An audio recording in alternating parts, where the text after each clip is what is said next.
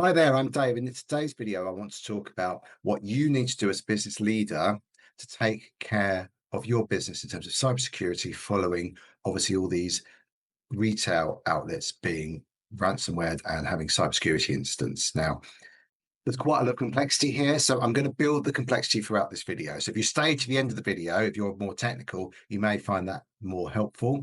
At the beginning of the video, we're going to try and keep things really simple. So what's happened is these gangs, they found ways into the network. They seem to be pretending to be from IT, getting people to reset passwords, uh, or ringing up and pretending they're users, asking the system administrators to reset the passwords.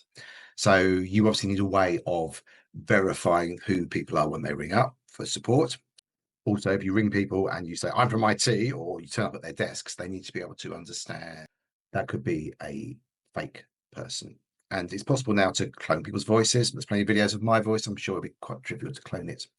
In fact, I play with it and it's pretty good or pretty bad, depending on how you think about it. Anyway, so what do you need to do? Well, I think the mistake that a lot of business leaders are making is they assume that all we need to do is, if we have this kind of incident, we'll just buy new computers, we'll be up and running again day or two. Doesn't really matter, not really important. So let me tell you, the average downtime is around 2 weeks, 15 days, 14, 15 days. The cost for recovery, you should budget around, just for the IT support stuff, around £3,000 per staff member is a realistic budget for an SME. And that doesn't include the PR or the legal or possibly paying the ransomware. Uh, so it's very important you take this risk seriously. It's probably one of the biggest risks, if not the biggest risk to your business. And a lot of management teams are very naive about this. Now, what do you need to do? There's a few things you need to have in place. First of all, you need to have insurance, cyber insurance. If you need a specialist broker and you're based in the UK or the USA, get in touch with me. I'll put you in touch with one. It's not a problem. Then you need to make sure that you're doing the bare minimum.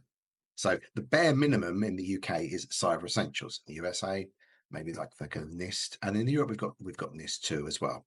So the bare minimum that you really need to have in place is you need something called an EDR. And basically what that is if you get a virus or the computers detect a virus, it lets somebody know so they can do something about it. That's the simplest way of explaining it. I'll come back to some more technical stuff later. And then you need to create policies and processes that encourage good behavior. So you need to do things like train your staff. They should be regularly getting scam emails, and we should be teaching them not to click on dodgy links. Yeah. We should be training them what to look for, because these scammers, they're getting better and better. And what they're doing now is they're kind of splitting into two groups, really. The people that are doing the reconnaissance, all they're doing is trying to get into systems. Once they've got into the systems, they then hand this over to a specialist ransomware and team who may be affiliated with a government, maybe, and their task is usually to try and extract as much money as possible. Let's go into a bit more of the detail. So, if you don't have anybody in your organization that's dealing with cyber, appoint somebody. They don't have to be that technical, or you can hire somebody like me that will manage the process for you, make sure you're doing all the basics. Now, there's no way of being 100% protected, which is why we need the insurance. It's the same as saying, well, why didn't our sprinkler alarm stop the building from catching fire? It's like, well, it can only do so much.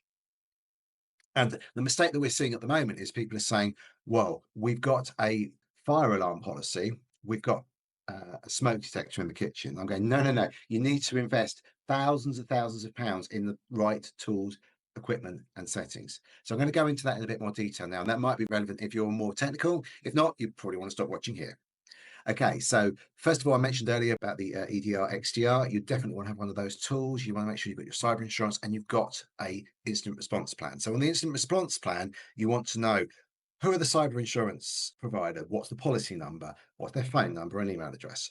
Who are the main people that we need to contact on the board of directors, the head of IT, etc., external IT support, and what are their mobile numbers? How do we contact them in an emergency? Because if you have a ransomware attack and you can't get into your data, how are you going to contact these people? If it's not in the document, they're not printed out, and it's in some server you can't access, you're not going to have much success about implementing a disaster recovery plan. So as soon as we know we've got an incident, speak to the insurance company. They've got a specialist team, which is beyond my skills. I've worked with a couple of them. They're really, really good usually, and they'll get you up and running as quick as possibly can. But it's going to take 2 weeks minimum. Like the British Library are still recovering. I think that's 3.5 years later from their instance. So the management need to understand that it's not, this is not a we'll just go and buy new PCs problem. They need to be educated because there's a lot of naivety here. People don't see this as a risk that they need to mitigate. Like it's like trying to buy a car. You go, well, I don't want airbags, seatbelts. We don't need any of those things. I've never had an accident. And that's the situation we're in at the moment. People just don't understand the risk. So let's just go through some more of these tools. So you need some kind of PAM tool, privilege escalation management. So the ones I usually use are Auto Elevate or Threat Locker. Threat Locker does a bit more. What that means is if people want to install a piece of software, you can control it. The administrators, we need to be completely keeping on top of changes. The threats are accelerating. You need some kind of tool to monitor, patch, and look for vulnerabilities. There's quite a few of those out there. It's changing quite a lot.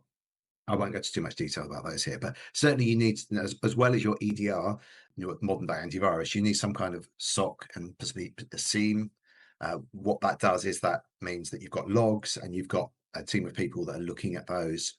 In the SME sector, Huntress is quite popular. You've got CrowdStrike, Sentinel One, etc. You need one of those tools. There's no getting away from it. That isn't that isn't enough. Policies and procedures. You need to start creating processes for everything. So you cannot have user accounts with people that have left. You cannot have administrator accounts that don't have multi-factor authentication. You're monitoring and checking these things. You're blocking things like OAuth on Microsoft 365.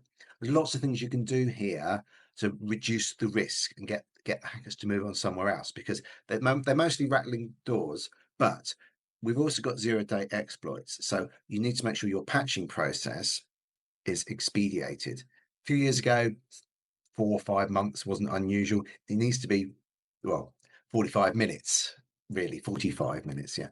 You need to keep on top of this stuff and you need to be identifying machines that are problematic.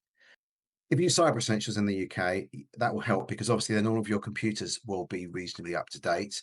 And if you're meeting in the position where your finance director or whatever won't give you the sufficient budget, I'll bring them, it's fine. But it's because they don't understand the business value. So it's a matter about looking at it in the numbers. It's like, okay, if you don't replace this system, we will have a security breach and that will cost, well, potentially could bankrupt the business. You need to budget effectively for this. If you're not willing to do that, we need to have a discussion with the board of directors because they are putting the business at risk.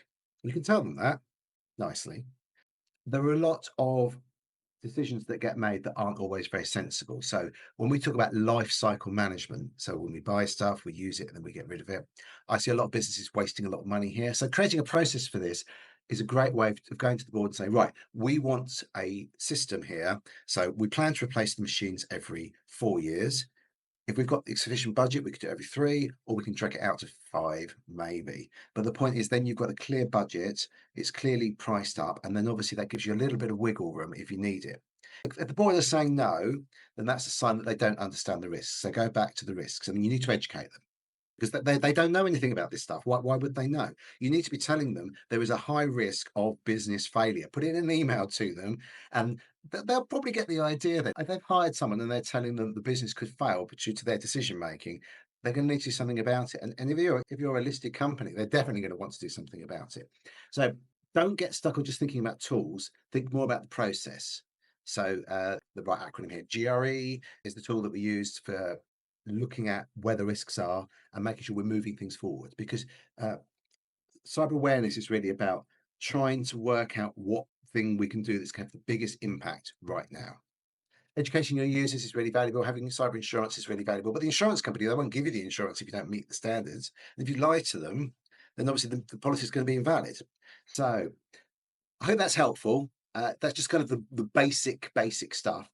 If you want to know more, do get in touch with me. I'm more than happy to help. If you've got any questions, or if you need help getting Cyber Essentials, or you're looking at one of the other standards, NIST, NIST2, etc., ISO 27001, do reach out to me. I'm more than happy to help and offer some advice and just jump on a call and you can pick my brains, especially if you're in a position where you're struggling to get leadership approval. There's definitely something I can help with, or you're stuck in the deep techie stuff and you need help with scripting and automation and getting that workflow done, because I have the technical hat as well as the management hat. Hope that helps. Thanks very much for watching, and I hope you enjoyed the rest of this video and have a great day. Speak to you soon. Cheers. Bye.